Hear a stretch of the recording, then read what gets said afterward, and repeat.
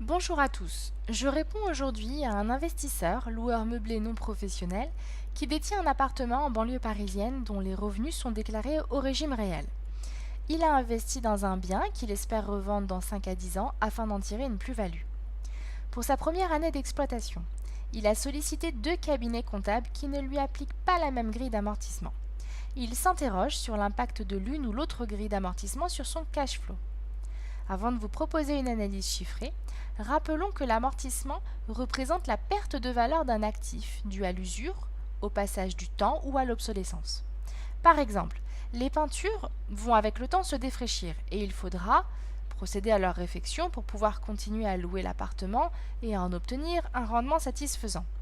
On va donc amortir ces peintures sur la durée restante à courir jusqu'à leur remplacement. Cet amortissement est une charge fiscalement déductible, c'est-à-dire qu'elle a pour effet de réduire le résultat fiscal sur lequel est calculé l'impôt de l'activité de loueur meublé. En plus d'être fiscalement déductible, l'amortissement a l'énorme avantage de n'être qu'une charge calculée, qui ne se traduit jamais par un décaissement de trésorerie. L'amortissement vous permet donc de réduire votre impôt sans donner lieu à décaissement de trésorerie. Contrairement à votre taxe foncière ou à vos charges locatives qui, elles, sont aussi déductibles, mais nécessitent d'être réellement décaissées. En résumé, pour réduire votre fiscalité et maximiser votre cash flow, votre amortissement doit donc être maximal sur l'horizon de détention de votre bien. Passons à la démonstration.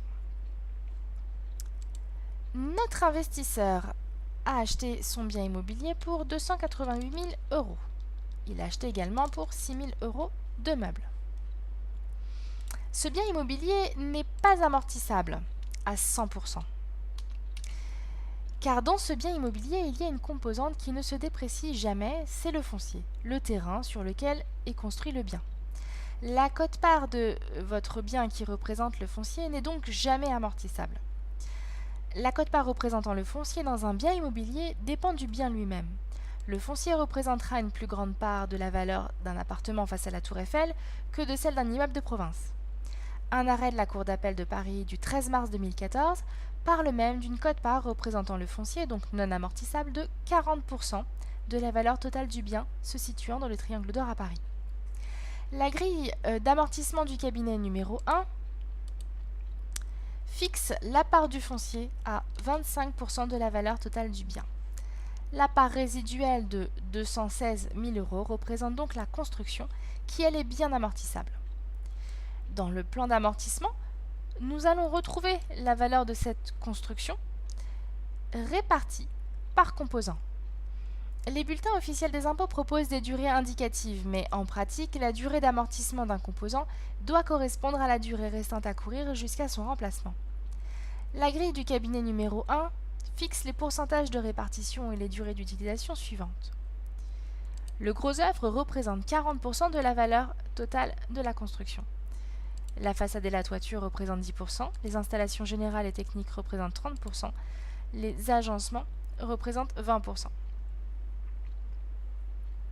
Le gros œuvre est amorti sur 40 ans, la façade et la toiture sur 30, les installations générales et techniques sur 20 et les agencements sur 20.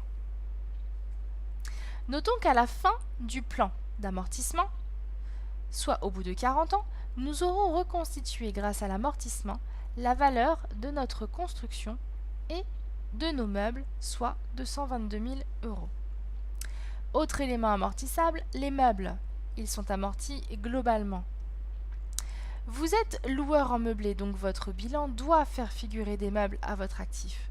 Vos meubles sont amortis sur leur durée d'usage. Chez le cabinet numéro 1, les meubles sont amortis globalement sur 10 ans. Notons qu'il est tout à fait possible d'amortir vos meubles élément par élément sur leur durée normale d'utilisation, qui est évidemment en fonction de votre activité. Par exemple, si vous louez en courte durée, vous êtes peut-être amené à renouveler votre literie tous les 3 ans. Il est donc normal d'amortir votre achat de literie initiale sur 3 ans. Pour analyser l'impact des grilles d'amortissement des 2 cabinets, nous avons reconstitué le calcul du résultat fiscal et du cash flow. Nous prenons ici un horizon de calcul de 10 ans car notre investisseur espère réaliser une plus-value à horizon de 10 ans. Il est donc inutile d'aller au-delà. Le résultat fiscal est obtenu en déduisant des revenus locatifs toutes les charges, y compris l'amortissement.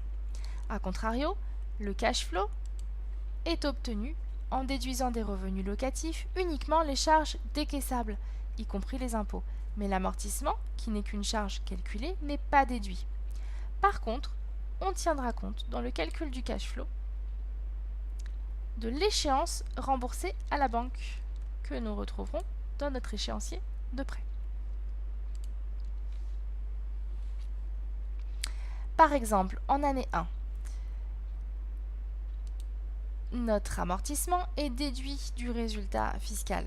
Notre impôt, lui, est obtenu en appliquant à notre résultat fiscal notre taux marginal d'imposition fixé ici à 30% et les prélèvements sociaux de 17,2%.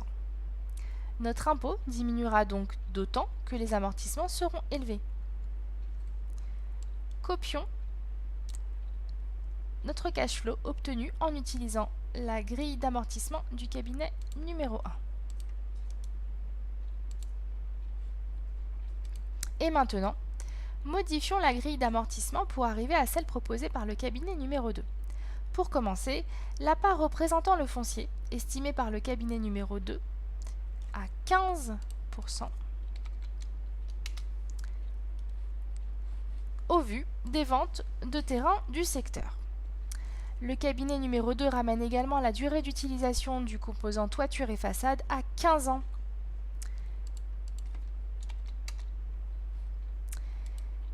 Car la dernière réfection par la copropriété remonte à 15 ans déjà. Il en va de même pour les installations générales et techniques. La chaudière est ancienne, la colonne montante d'électricité sont vétustes. Le cabinet numéro 2 passe donc de 20 ans à 15 ans la durée d'amortissement des IGT. Les agencements dans l'appartement comprennent notamment les peintures qui seront rafraîchies régulièrement. Le cabinet numéro 2 les amortit sur 10 ans. Enfin, les meubles sont tous neufs pour la plupart, mais nécessitent d'être renouvelés souvent. Le cabinet numéro 2 retient une durée d'utilisation de 5 ans. Notons qu'à la fin du plan d'amortissement, avec cette nouvelle grille, au bout de 40 ans, nous aurons également reconstitué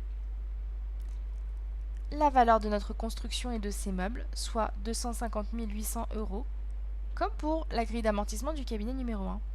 Les variations de paramètres, hormis celles concernant la part du foncier non amortissable, sont donc neutres sur toute la durée du plan.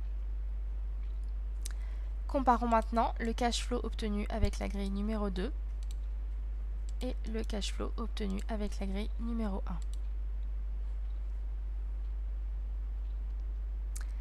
1. En 10 ans d'horizon de détention, notre investisseur va pouvoir doubler son cash flow en ayant recours à la grille du cabinet numéro 2.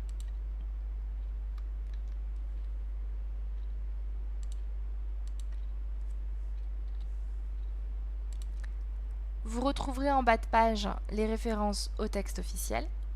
Ce cas est inspiré d'un cas réel.